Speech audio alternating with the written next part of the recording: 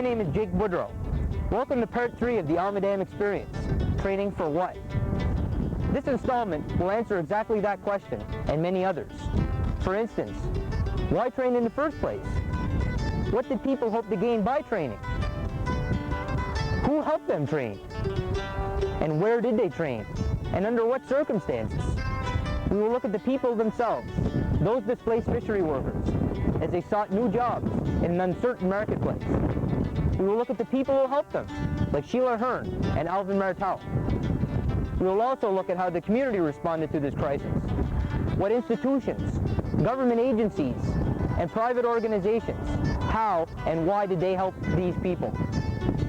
I hope this show answers the question, training for what? I also hope they provide long-term, positive solutions for the people of Alma-Dam. With the tragic decline of Alma-Dam's ground fishery, hundreds were thrown out of work. These people worked at the local plant or fished independently and took pride in having a job in their community. In response, Alma-Dam's leadership came together to form the Industrial Adjustment Services Committee and later Development Alma-Dam to propose long-term solutions. First, DEMA initiated a series of small-scale projects to educate, retrain, and give positive direction to some of the unemployed. Then DEMA looked to more ambitious projects that could renew Alma-Dam's economy and social structures and pursued opportunities identified in the final reports of the IES Committee and the GTA consultants. However, DEMA felt it had insufficient contact with people directly affected by the fisheries crisis. In 1995, Human Resources Development Canada was convinced to provide funding so that DEMA could sponsor the position of TAG's liaison officer, Alvin Martel, since he too had been displaced from the fisheries. Even though the plant and union are gone, Alvin still represents 95% of those formerly at the plant. He has also been successful working with HRDC counselors like Sheila Hearn to motivate clients into action. That's where I came in as a counselor after the downturn, and once all the people got established on tags. I had no input until then, but my role really was and is as a counselor in mostly assisting people to move on to other places where they need to go. And it's not like they wouldn't be able to get there without me. And it's not like I know where they should go, but it's kind of like being part of their team and helping to facilitate the process and having somewhat of an advocacy role there. It's like so many things. It was a huge issue and very, very hurtful for people from not just an economic point of view, but from a social point of view, from a community standing point of view, from a support structure point of view, from so many different ways. And I guess what I was empowered to do was to spend time with people so that we all together could take the time to look at it and come to terms with the issue and together move on. The preferences were around trades and skills that seemed to come fairly naturally to many of the people here. We had, you know, mechanics, carpentry, those kinds of trades. And I guess that's pretty much the only generalization I could put there, because after that it's scattered completely from, you know, healthcare to photography to all over the map, whatever, you know. People had a chance at last to take a look at what their old dream was and dust it off and remember it and then put it in place and put some action around it and get there. So for some people it was really exciting that way. So I think in general, some of the local craft skills came out there, and we fine-tuned those with some real training and credentials, and then the rest was just pretty much everywhere. Well, we have none of the actual programs that were available then quite the same are available now. There are some versions of them still available. One of the ones we had, like we had portable wage subsidy, which could get you an employer reimbursed for 50% for hiring you for 18 months, which was a real benefit to an employer to hire a tax person. The other one is we had a mobility program in place where people could and we didn't ever encourage people to go away. That's not what we did. But if people had somebody somewhere else, let's say you had a brother or cousin in Toronto and they had a job opportunity, then we could at that time provide funds for people to go there without them having to take, you know, $1,000 or $2,000 of their own and going and taking a risk and jumping into another job market and it costing them all this. We were able to pay for that so that they could go there and try that job market out or try out that job, and it wouldn't be a financial risk to them. That's no longer available to anybody, which we feel is a little bit unfortunate there. But we still have a targeted wage subsidy where we can provide a subsidy for an employer to hire somebody, and that's available still. It's a lot shorter. Right now the one we're working with is only 10 weeks as opposed to 18 months. And we still have, you know, unemployment insurance and training. We still provide training assistance, but right now we're hovering between 50 and 70% of the tuition, and right now most of the time we're down to 50%. As soon as he was hired, Alvin Martel immediately went to work, helping those he had grown up with and work with. The results were quick and impressive. Due to the fact that while I was at the plant since 1988, I had been representing the people in the union, and then was seen as a leader in the community as far as fish plant workers was concerned. And what happened was that my job kind of flowed right into to keep on representing the people from a human resource perspective, becoming a technical liaison officer, that I could kind of help them find training and make them feel comfortable with the types of programs, explain to them what was available in the programs, and they would feel comfortable with myself because of the fact that they had put their trust in me since 1988. Most of them, when they came in, they were looking for a job. That was the main focus, and a lot of times at the beginning when I talked to people about training, they didn't want to hear about it. If they could get a job and learn on the job, they would be happy with that, but the main concern was for them to find employment. There was all kinds of opportunities. There was training opportunities which paid 100% of their training, even if it was in university, anything from Department of Continuing Education, 3 or 4 nights a week, a couple of hours, to 2 and 3 years of university. So there was no other program available that would offer that kind of compensation for training. There was mobility grants that was available for people to move away and look for jobs. There was wage subsidies that, you know, and very lengthy subsidies that would give an incentive to employers to hire them. There was a community opportunities pool program which did supply an opportunity for people that didn't want to go out on training, that didn't feel comfortable, that would like to help their communities. There was a possibility for that. There was monies to create activities so people could participate in different programs to revitalize the community and help them get training and to be exposed. So it was really a well-designed program for the types of things that we needed to do here in this community.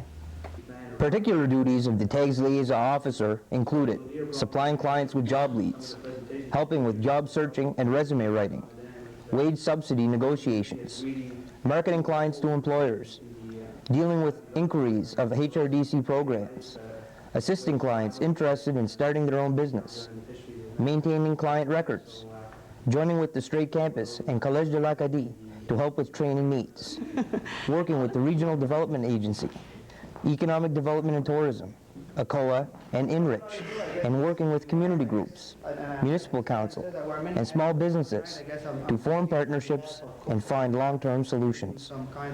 No other community in Atlantic Canada has come anywhere near to Isle Madame in people who were formerly in the fishery being able to adapt out of the fishery into new lines of work. And certainly Alvin and Sheila played a key role in that. Sheila, because she was the person in human resources and development in Port Hawkesbury who bridged the gap between that government department and the people on Isle Madame. She was here on the ground with us from the beginning of the crisis, and she saw what the people's needs were, and she went back to her department and tried to take advantage of the programs that were there to fit the people's needs. And Alvin, because he knew the people, again, as I said before, he knew their strengths and weaknesses, and he used his knowledge of their strengths and weaknesses to direct them into training programs and the job opportunities that proved out for them in many, many cases, time and again. Well, it was HRDC's role or responsibility to help TAG's clients move on from the fisheries and get involved in other jobs or opportunities or training. But I think they seen a real opportunity when Development Ilmadam came to them and stated that here we have an individual who's Alvin Martel, who knows all the TAG's clients very well personally and has the capability to help them become motivated into training. And because of that, a nice relationship was formed between Development Ilmadam and Human Resource Development Canada, because we were both working for the same common denominator. And HRDC was very successful in this region as far as tags, and at the same time so were we, but it was because we joined forces and helped each other. Agencies like HRDC were instrumental in partnering with and supporting the community economic development process on Almadam. I think HRD was probably the most compliant government agency, the one that did work with us the best. They listened to our needs, and they were critical. At times they said, no, that's unrealistic, and that's fine. You like that because, you know, you don't want to get the sense that you're going to get everything that you ask for, because then you lose perspective and you ask for everything.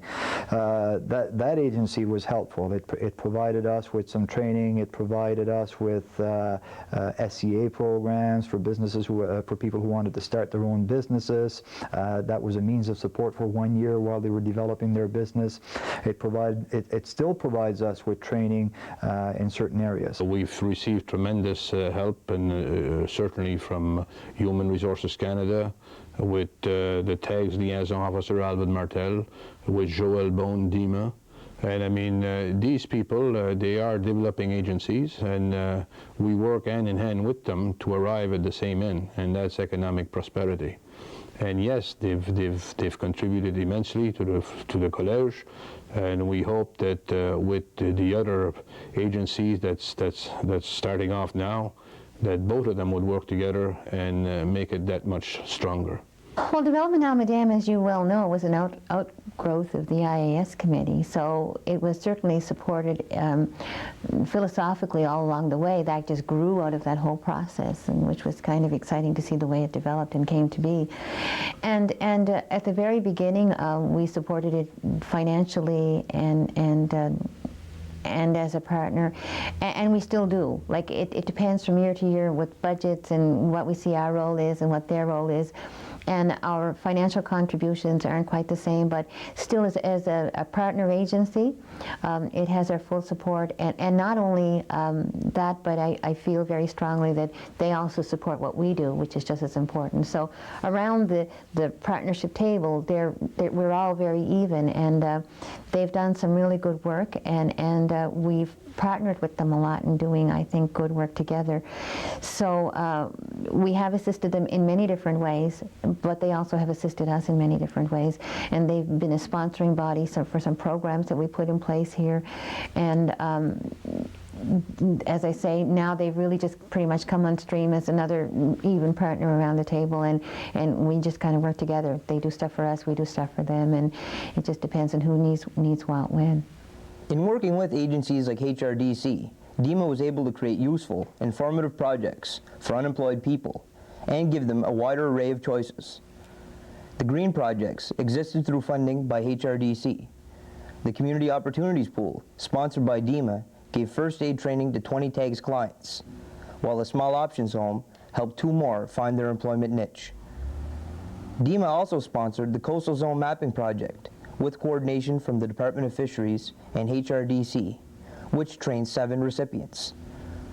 Others were trained as student assistants, home-based craftspeople, or as truck drivers. Later, 20 clients were trained in oil spill response, while 7 others helped expand the parking lot at Premium Seafoods. So we tried our best as an agency to try to help meet the needs of the people by putting on customized programs in our area. One of the programs we did put on was a home-based business program where people would learn how to sew different garments for local manufacturers to learn how to sew, and that was successful in the sense that the people really did well in learning how to sew.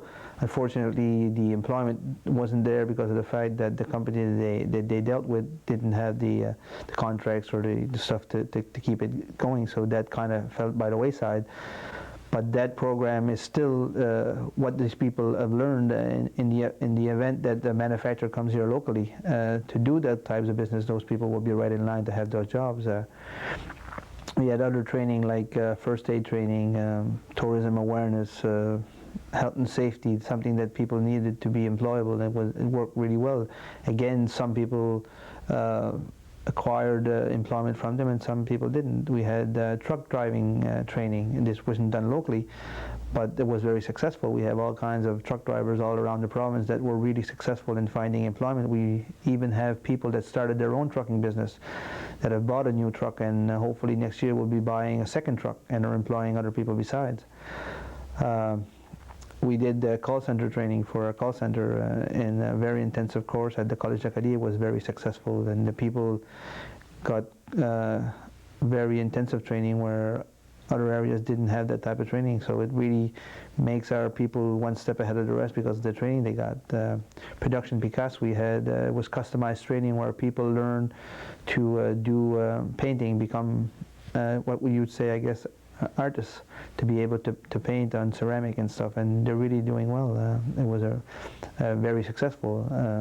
Apparently the manufacturing companies having a little bit of difficulty with markets at the time, but they're hoping to remedy that, and hopefully that will provide sustainable employment for people. People went into nursing and are now presently working at our St. Anne Centre, doing very well and providing a great service for the community. Had people that took training in the community colleges in business information technology, photography, secretarial, and have acquired work through that and really been successful. One of the programs we did was a senior care program where people just volunteered their time in the community, and out of that people were able, and these were the type of the people with not a lot of social skills, but they found a niche for themselves and ended up working in our small options home after working in the community and finding out that that's the type of work they like to do. They very quickly promoted themselves into getting a job at the small options home and are doing very well now. So there was all kinds of training, I guess, that was done locally to meet the needs of the people, because of the fact that we sat down and identified the needs of the people and worked with the people to try to find the types of training that would suit them, it would be best suited for them, and it would make them employable. Also on a regular basis, the programs where we look at, we're marketing employees to employers, where we look at what the employer's needs are, and then if we know what the employer's needs are, we'll go out and find the training and train those people in those aspects. For example, this summer there was a talk about the Fleur-de-Lis Highway where they talked about they would need some traffic control people. So we went out and we got a course locally here. We had the people come in and train for traffic control. So people did get employment out of that. And in the future, when there is a need for traffic controllers, these people are already trained. So we were really successful, I think, in the aspect of training. While the training dollars were available, we really took advantage of them. And even to date, after the adjustment side of the program was cut, we still looked at what was available through the EI program, and we're really successful in obtaining a lot of the EI dollars to maintain and continue on with the level of training we've been providing for the people. Local businesses and organizations also help facilitate the transition from the fisheries for many TAGS recipients and displaced fishers. At our credit union, we just hired two people that were on the TAGS program that we trained and are doing very well. And they were really easy to adjust when they came to the credit union. They were ready. I do believe the original class was 10, and 8 of them right now at the moment are employees of Tradewinds. Just to name a couple of people, Billy Sampson, Helen Martel, Sylvia Fougere, Jolene Dory. Ages range from from young 20s all the way into 40s and 50s. In general, a lot of them came from the fisheries, displaced fishery workers. A number of people were on tags. However, there were just people that still live around here. Basically younger people that didn't have a job, weren't quite sure what they wanted to do, and kind of fell into the program that way. They took a 27-week course. 4 weeks of that was spent in a call center in Halifax, but the rest of the time was all classroom, covering everything from computers, scripting, phone work, a lot of computers. They did a lot of computer background, and as well then as actually experiencing what it's like to be on the phone. They did a few work terms with a couple of companies in Halifax, as well as a contract for a local business here on the island. TAGS clients were given a variety of institutions in which to receive valuable training. TAGS recipients were trained through a plethora of educational facilities and organizations like the Richmond Reading Council, the Straight Campus, UCCB, the Dartmouth Literacy Network, MacTech Distance Education, NSCC Pictou and Colchester campuses. The Collège de l'Acadie in Petit de Gras offers local people comprehensive training in a less threatening atmosphere. Robbie Fougere was past director of the college. Economic development and post-secondary education, again, go hand in hand. And in this area, in this case, where displaced fisher people wanted to do some upgrading, we were in a good position at the college to provide that, especially to those people who wanted to do that in French, because at the college we functioned in French. And a good number of people took advantage of that. While I was there was considerable growth at the college. The first class, I think we had 8 students in the first class. The year I left, there was close to 50 people. So a lot of people took advantage of upgrading their skills, and we have people today who are doing computer work, working at the college, who came through the system. Came out of the fisheries, took a 2-year computer course, and are presently working in that area. So there are some success stories. I mean, there are not as many as we'd want to see, but that's always the case, isn't it? There's never enough. But I think we can go back and look at the number of people who did some upgrading, who came and who did some professional courses, and who graduated with diplomas, and we're presently working today in a technology field, let's say, because of that. The community colleges, their role is simply that, to look at what the needs of the community are at any given time, and to provide courses and training to meet those needs. The colleges right now don't function like they did in the past, where you had a set curriculum and that's all you were offering. Right now, community colleges are doing a lot of made-to-measure programs, and a made-to-measure course is simply something that's put together to meet a certain need that exists today, tomorrow, next week, next month. And what the college has to do, and what it's done so far, I'm quite confident, is that it's been listening to the community and looking at what the needs are and trying to respond to those needs. For example, the second year I was there, we offered a course in marketing, not to develop experts in marketing, but to provide some background into marketing and how important it is for people who are working arts and crafts, for example, if they expect to earn a certain livelihood from putting together arts and crafts, then these have to be marketed, because certainly they can't all be sold on Almadam if you're going to be living off crafts. These have to be marketed elsewhere. So there was a course on marketing given to 12 people, 15 people, because at that time it was felt that it was important for these 10 or 12 people who were involved in crafts to know more about marketing. So I think this is what the college can do, and this is what it's been doing so far. and hopefully, and I don't see that changing. I think the mandate will continue to be a mandate where responding to local needs and to local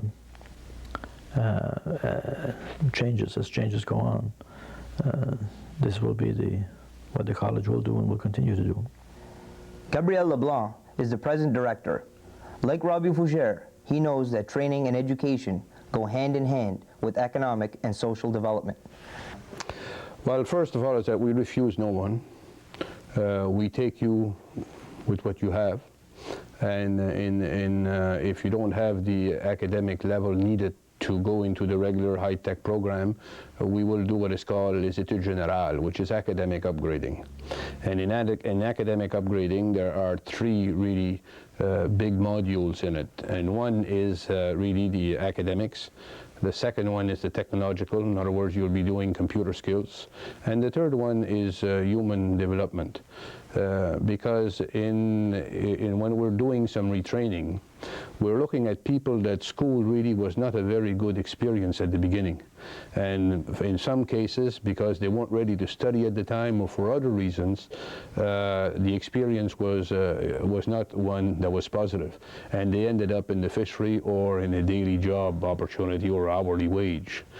And so that's why we do have this part of the program, which is a motivation to take themselves in their own, to be masters of their own destiny, to be proud of who they are, and that they have a sense of contribution, as they should have, and they can. And really, for some of them, it's to convince them of their self-worth. Because sometimes if you don't fit in with the gang at the time, it's very much often that you feel that you're not part of, and therefore you're less than. And really it's a fallacy, and we work hard in getting these people back on track for themselves, not for us. And then we have 12 other programs in high-tech, business and personal and human resources, the programs that we have that fit into these three categories. For example, in the human resources, we have counselors, we have PCWs, we have tourism. In the high-tech, we have computer, multimedia, we have systems education, networking. And in the other area, we have entrepreneurship, business courses, secretarial, management, and what have you. So these are really the bulk of our program.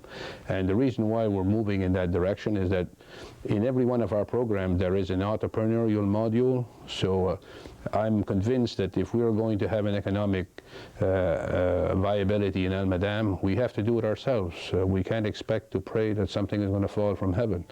And I am convinced that we have the resources here. We're not less crazy than anybody else. We are going to take our resources and we're going to manage them, minimize the risk, and then move on and build a viable economic community. Once displaced workers received their education and took advantage of the many projects available on Almadam, they had an abundance of choices. They could continue to re-educate, enter into other projects, or follow their dreams and start their own business. The goals they sought to achieve were to adjust people out of the fisheries. They wanted fewer people working in the fishing industry. So in that sense, on Almadam, they've been a raving success, because people have left. Employers have taken advantage of the employment subsidies and the training dollars that were there, and have hired people who were formerly involved in the fishery.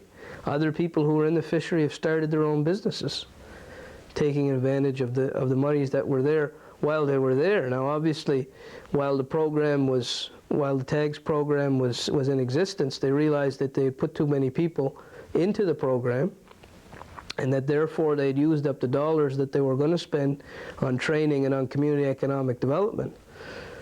So those dollars were wiped out. And I would say that caused problems in a lot of communities. We were fortunate enough, again, at that point, to have Alvin and Sheila, and they were able to use the programs, the regular programs at HRD, to the advantage of this community. So that while the fact that those programs that were there specifically for TAGS people were cut out, while that caused some problems for us, it didn't cause as great a catastrophe as it could have caused had we not had people like Alvin and Sheila who knew the system and were able to take advantage of it. Any kind of a training program that people get into is successful, because the minute you leave the home and re-enter the education field or the training field, there's an element of success there. And I think Almadam, due largely to the efforts of people like Alvin Martel, are way ahead of the rest of Atlantic Canada in that domain. Most people in Atlantic Canada, if you look at coastal Newfoundland, for example, and what Richard Cashin's report did for them, it convinced people that there was going to be a new and dynamic fisheries, and that people should sit back and wait and become professional fishermen for this new and dynamic fisheries. On Almadam, people like Alvin and Karen and a lot of other people went out and said, no, that's not the approach we're going to take. The approach we're going to take is, if there happens to be a fisheries that comes back of any type or any magnitude, any size, don't depend on it. Become independent by going out there and training and being prepared to do something else with your life. And people came out. They came out in very large numbers. And just from that point of view, every training program is successful. By 1996, Almadam could boast that 76% of TAG's clients were active. This was due to Alvin Martel's tireless efforts in working with community groups, businesses, and government agencies to find opportunities for all clients. Billy Sampson worked at the fish plant for 17 years and was eager to follow his interests to make the difficult transition from the fisheries. The fish plant was dropping down, and I was doing the upgrading at the Nautical Institute. I was taking adult basic education. I was taking, well, more or less 9, 10, 11, 12. It was a two-tier system sort of for training. And I was in the first part for 9, 10. And I kept on reading while I wasn't in school, so, you know, I'd read the paper every day and read books and stuff. So, you know, as far as my academic skills weren't too bad off, because I kept on reading and kept on, you know, like doing stuff. And I wrote my GED. In that first year, I wrote my GED, and I passed that. And there's a course that came up for a video production company in Ayrshire. So I said, you know, I looked into that, and I said to myself, well, it might be something to get into. So I had an interview for one of the trainings, and I got in at Tel at the time, and from there, everything seemed to be going all right. I was in that training, and everything was going good, and worked there for about 1.5 years or so can't complain about that. And the training I did at Tel it led to other training. I went to Ryerson in Toronto. I did about 3 months of training up there, and that was way off the wall. You know, like they had top of the line gear, and it was a lot of fun. You know, met a lot of people from all over Canada, really, that were involved in the video production, and, you know, like, it was really good training. I really liked it, yeah. After Ryerson, I came back to Tel and I worked here for about 1 year, 1.5 years, I suppose. And then, well, things didn't pan out, but, you know, so be it. And from there, I went into coastal mapping resource. I got involved in that, and with Dave Lawrence and Brenda Martel and Elderick Landry and Terry Sampson, and you know, there was 5 or 6 of us, I guess. And that just blew me right off the wall, you know what I mean? Because of the fact that I went to places in Richmond County that I had never been in before. You know, you had to go and see what kind of resources there was, like, all over Richmond County. You know, like on the coastal part of it, you know, like for where the smelts come in, and where you can go dig clams and pick up mussels and stuff like that. So that was really wild, because I'd went to Grand River once, you know, and I'd went to the fish ladder before, so I knew it was there, you know, but after the people that I was working with in that coastal mapping, I'd never went there. So I said, well, hey, listen, gotta go show you this. So I took those people there, and they were just, what is this, you know, and you got the big waterfall coming down and the fish ladder going up. Very nice, you know, very nice. I really got a chance to see part of Furshu and Alashawick and all those places there that I had never seen before, right? So that was excellent, very good, very good. And plus, you learn a lot of stuff that I never had a clue about, you know, like reading maps and stuff like that. So it was good. I like that. I really like that. Yeah. And then from there, I got involved with telemarketing, and that's something it blew me away. But you know, it was different for sure. I took the course at Le Collège d'Acadie, and it was a course completely in French, except for a few English courses in it. And well, like I had said, I quit school, and my French wasn't the best, but I said, you know, well, let's give it a try anyway. So I jumped in there, and it was a pretty good course also. It lasted 23 weeks of actual coursework, and there was 6 weeks of on-the-job training. And it went pretty good. And it was different for sure. Like, you're on the phone, and you don't expect, you know, you never know what people are going to tell you, and it was pretty good. Well, right now I'm working at Tradewind's call center in Petit de Gras, and hopefully that'll, you know, it'll be full-time work, and that's all I'm looking for, full-time work, you know. I just want to be working. That's what I did. That's what I used to do, and that's all I want to be doing. I don't want to be sitting on pogey. I don't want to be, you know, don't want no handouts. I want to work, and that's the bottom line. I want to stay home and work. I don't want to go to a big city and go to work. I want to stay home and work. That's what it is. That's what it's all about. Hope David went straight from the plant after high school. Like others, she knew that the end of the plant was soon in coming, and she left early to pursue opportunities that were unattainable before. Even when we were working at the plant the last couple of years, I was at the end of the seniority list. And before people even got laid off, I wasn't working very much. So I started back to school a little bit earlier than everybody else did. By 1992, I was back in school. I went back to high school for a year, so it was, I got a little bit ahead of the game. I went back to IMDH for a year. In September, after having my 10th class reunion from my first graduation, I went back and I took an academic grade 11, and that same year wrote my GED for grade 12, and then was accepted to St. Martha's School of Nursing in Antigonish, and I went back to school, and now I'm a nurse. Some parts of the transition were difficult, but I don't know, I guess once I had decided that that's what I wanted to do, I kind of just went straight ahead with it and tried not to look back and tried not to say what if, or, you know, why did that have to happen, or why, you know, why are we in the position that we're in. It was just a kind of, I saw my goal and I kind of just went for it. And there was lots of days or lots of nights that I thought, I don't want to do this anymore, or I don't, you know, but you do what you have to do to survive, I guess. Well, my main employer is St. Anne Centre, and so we have a nursing home. So I work with the residents in the nursing home there, from passing medications, doing dressings, what have you. Because we also have an outpatient department, we get a wide variety of issues coming in there. So you have to have a little bit of training in each, little bit of training in each area.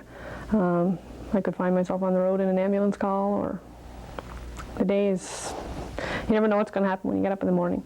I also do some work with local doctor, Dr. McNeil, and I work for Home Care Nova Scotia. So I do some home visits, and so the day can be anything. I never know what's going to happen. Trudy Sampson saw the closure of the plant coming, and she took full advantage by following her interests in photography.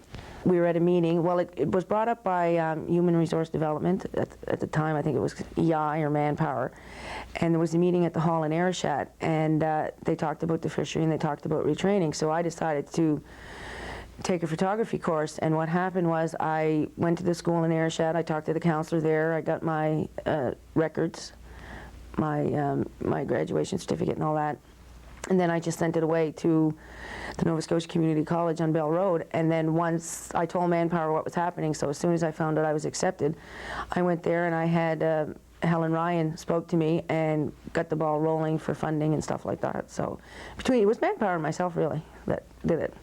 Okay, I took, it was a 2-year photography program. The first year was basic photography, and the second year was digital imaging with computers and stuff. And then I also took a 3rd year course, which was called Small Business and Entrepreneurship, and I took that at the Nautical School in Port Hawkesbury.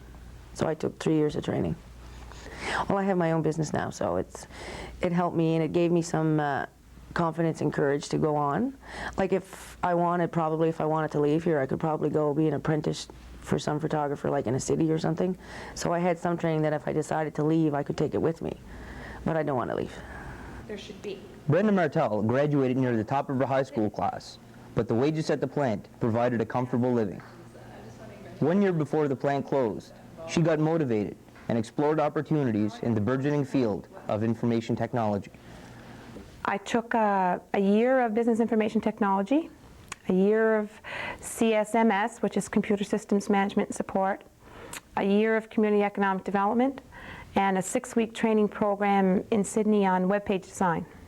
En route Almadam is what's called a community access site. It was started through funding from Industry Canada. Industry Canada's goal is by the year 2000 to have 5,000 of these sites in rural communities across Canada.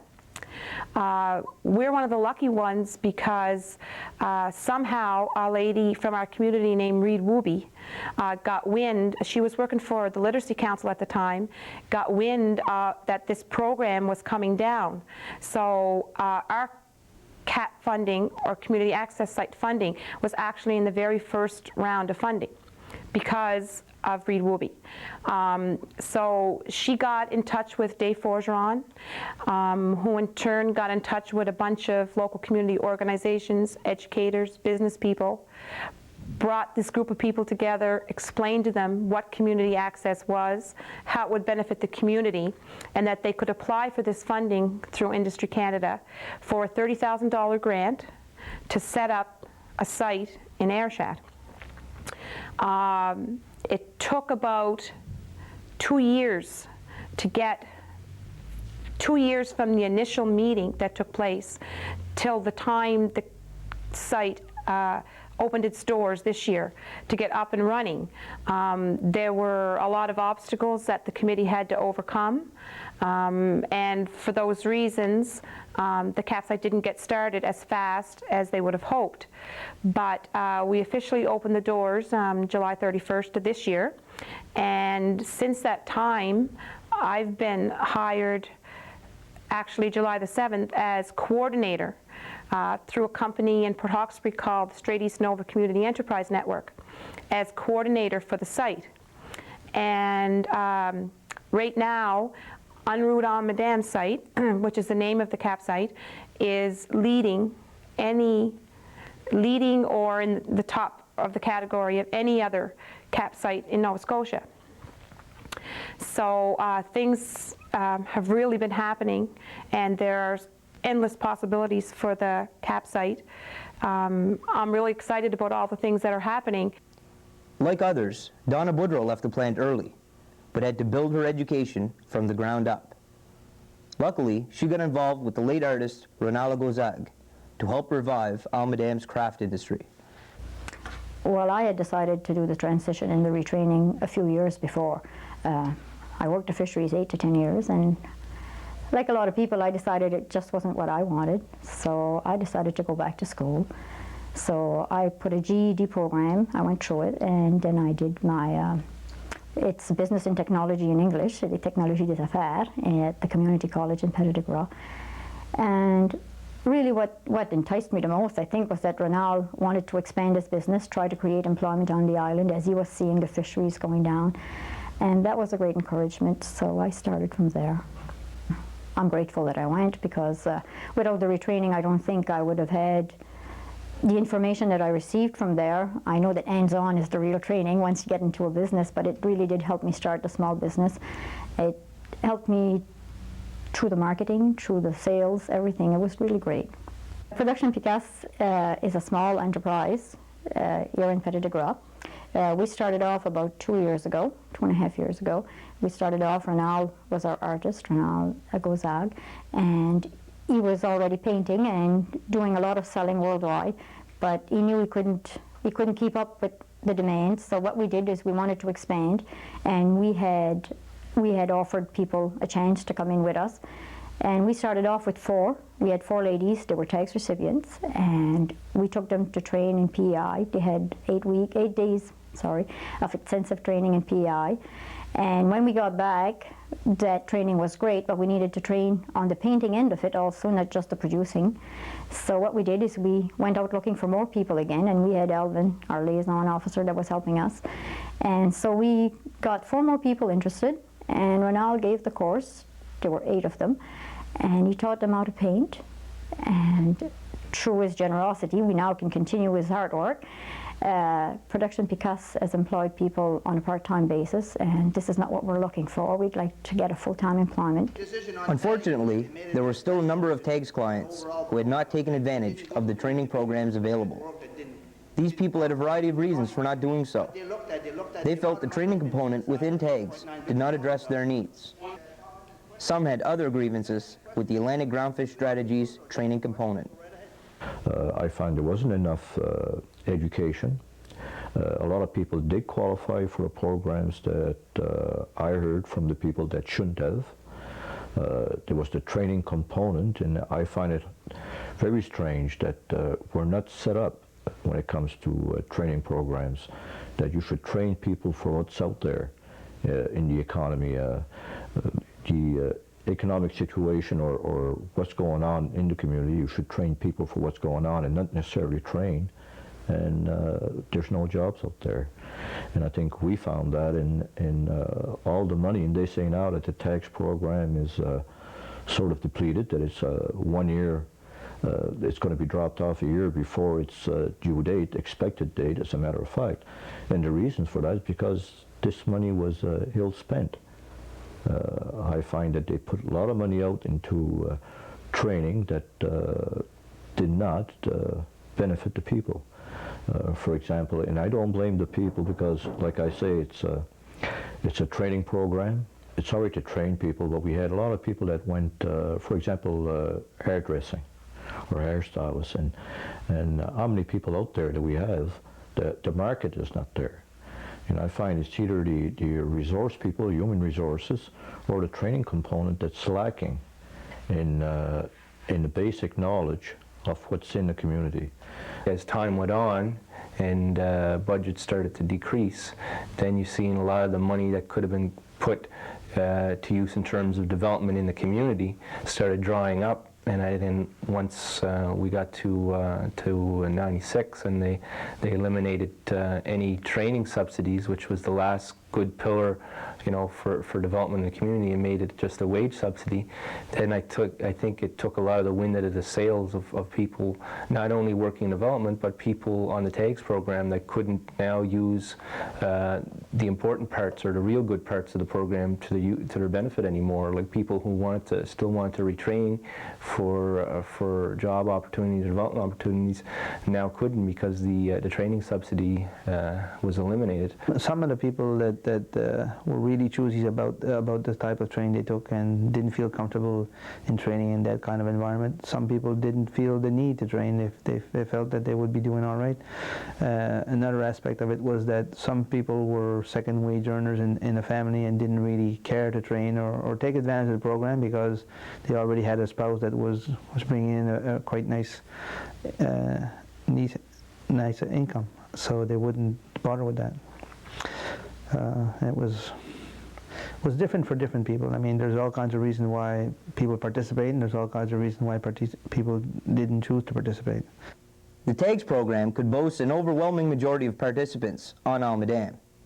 However, a good many did not feel serviced by the program, since many were older fishermen and fishery workers who had long been removed from the classroom and felt intimidated by the prospect of returning to school with those half their age.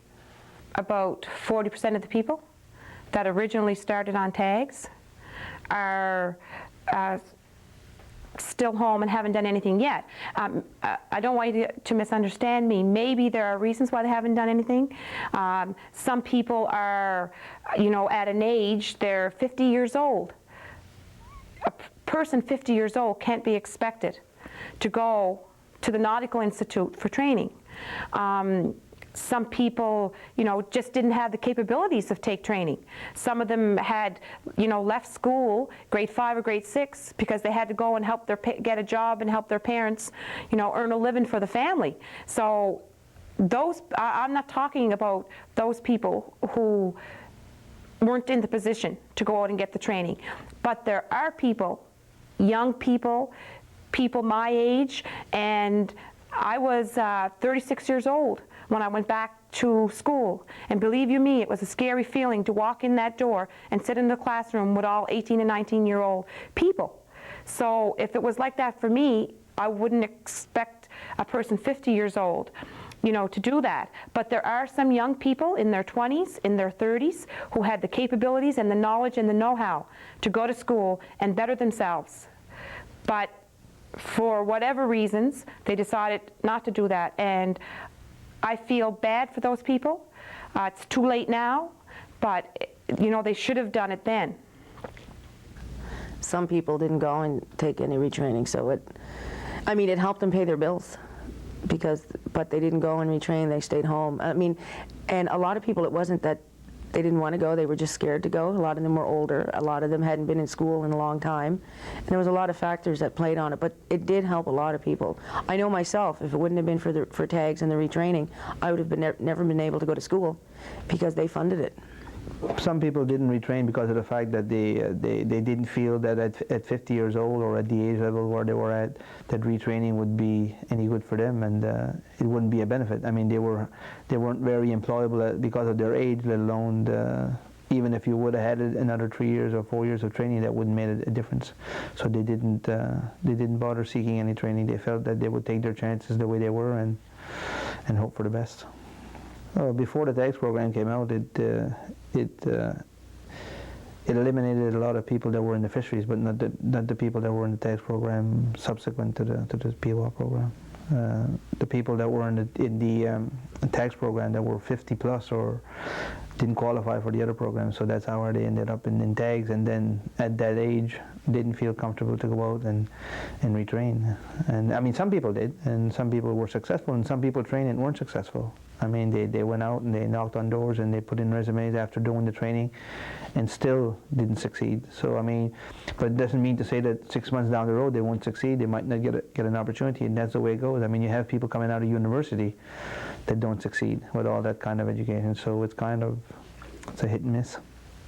Those, like Jake Boudrot, who fished for 40 years on trawlers, felt left out in the cold.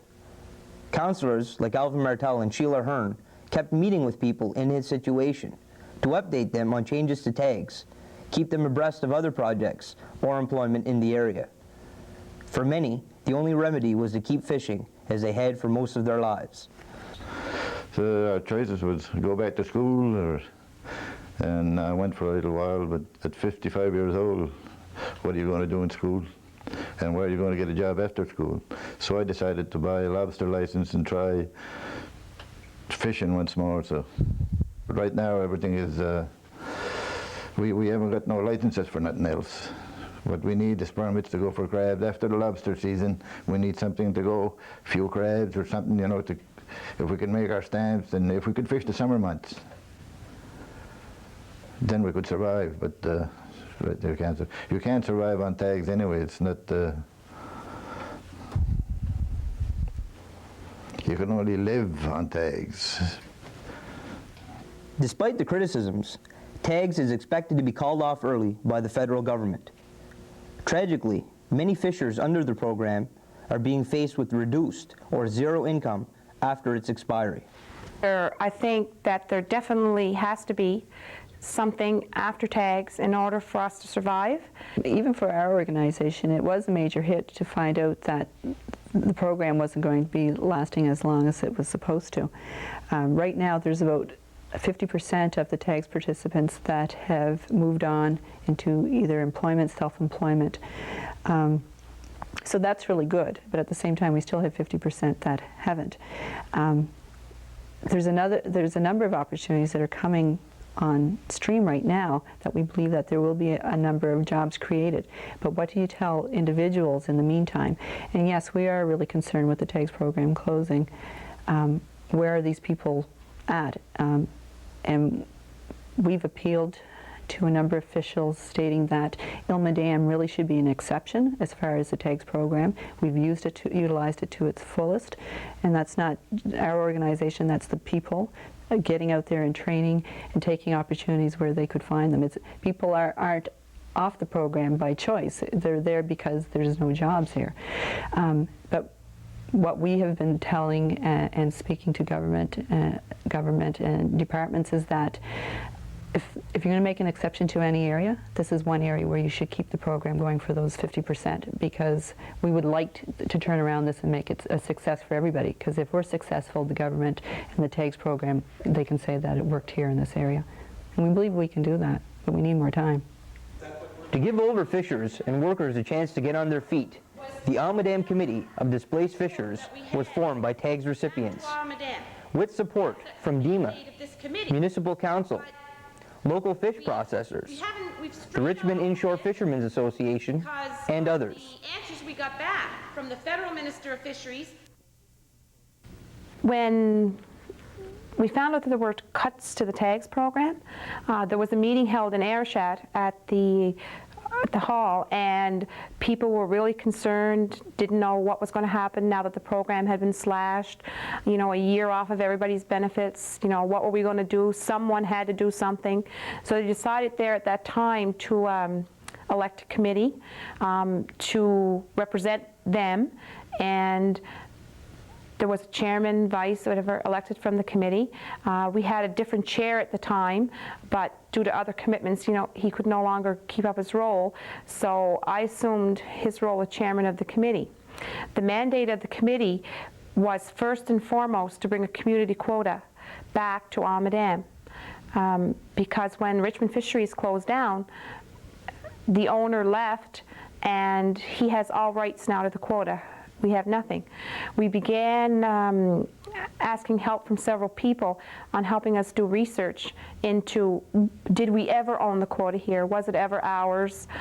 We needed some kind of proof, documentation that it was a community quota so that we could go and fight with government to say we want it back. Through all the research, we haven't been able to find anything that can prove, or, you know, we have something to state our case with that it is a community quota. So we decided, the committee decided, we would take another route.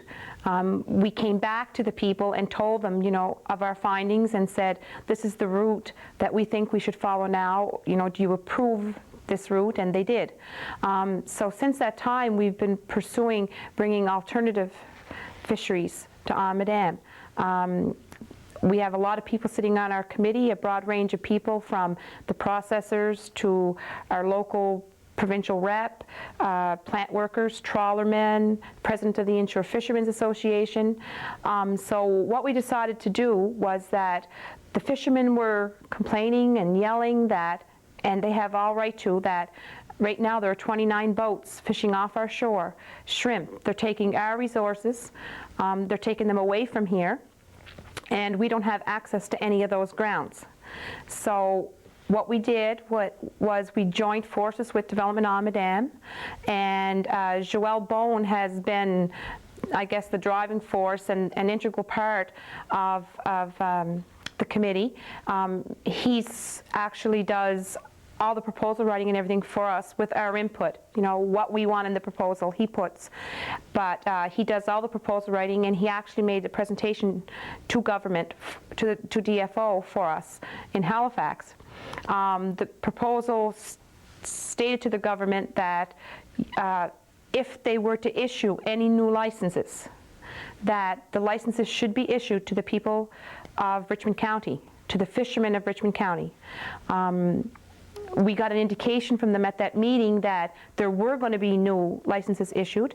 So January 2nd, we submitted a new brief to them stating that we believe that all licenses should come to Richmond County. We haven't had any word back yet, but we're hopeful that they will accept a proposal on the grounds that we've given them. And there are a couple of reasons why we said we should have access to that stock and not give licenses to the present fishermen or any other communities till we get our fair share.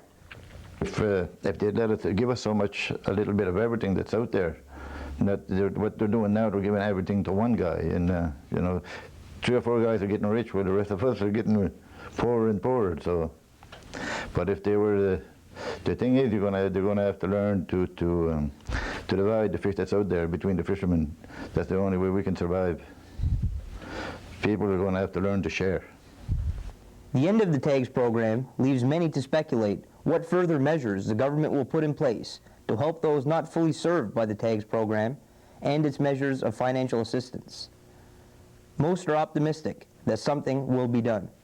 The review panel has met with people, all the TAGS people in all the segments of communities, the people, the businesses, the development agencies, and us, to get input as to what the next step should be.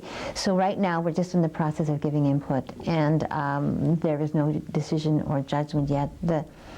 The sense is that there will be some kind of support, assistance, help. There will be some track for the TAGS people to go to, but what it would be, anything more than a crystal ball, I wouldn't be able to tell you. Just have some hopes around it. I hope it will be something that will be positive.